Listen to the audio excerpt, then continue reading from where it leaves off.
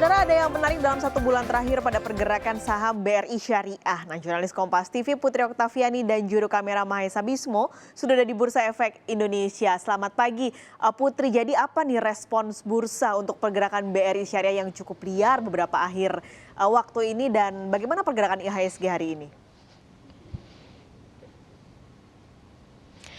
Ya Pak sekali, selamat pagi. Kalau kemarin IHSG kita ditutup penguatan 0,62% ke level 6.435,20. Kita pantau bagaimana pergerakan IHSG pada pembukaan hari ini terlebih dahulu. Juru kamera Kompas TV Mahesa Bismo akan menunjukkan kepada Anda bagaimana pergerakan saham di papan bursa di belakang saya. Ini dia saudara, ternyata IHSG masih bergerak di zona hijau dengan penguatan 0,40% ke level 6.461,27.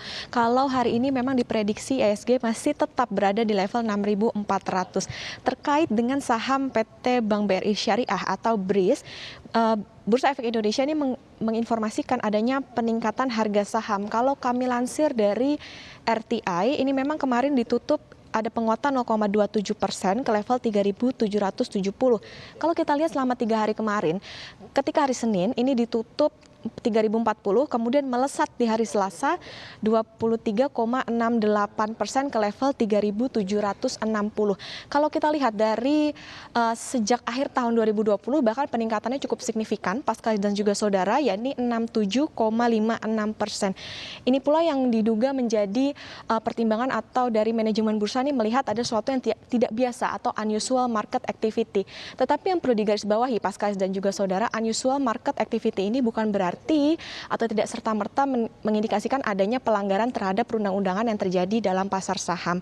Saat ini bursa pun masih terus atau mencermati bagaimana transaksi yang terjadi terhadap saham BRIS ini. Tetapi dari bursa ini memberikan atau meminta investor untuk yang pertama adalah memperhatikan jawaban perusahaan tercatat atas permintaan konfirmasi dari bursa. Kemudian mencermati kinerja dan bagaimana keterbukaan informasi dari saham tersebut, lalu mengkaji kembali aksi korporasinya, dan yang keempat mempertimbangkan berbagai kemungkinan yang terjadi di kemudian hari. Tapi kalau kami lansir dari Kontan, BRIS sendiri ini juga sudah menjawab apa yang diminta oleh bursa. Yang pertama adalah BRIS sendiri ini menjawab bahwa tidak bekerja sama dalam 3 bulan terakhir ini dengan media maupun influencer untuk mempromosikan saham.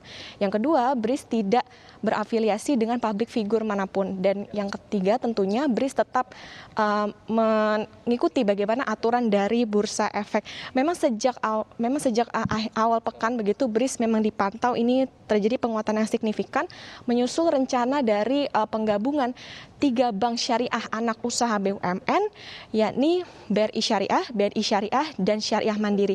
Bahkan sudah ditandatangani pula untuk akta penggabungannya sebagai langkah awal merger yang nantinya akan rencananya pada tanggal 1 Februari 2021.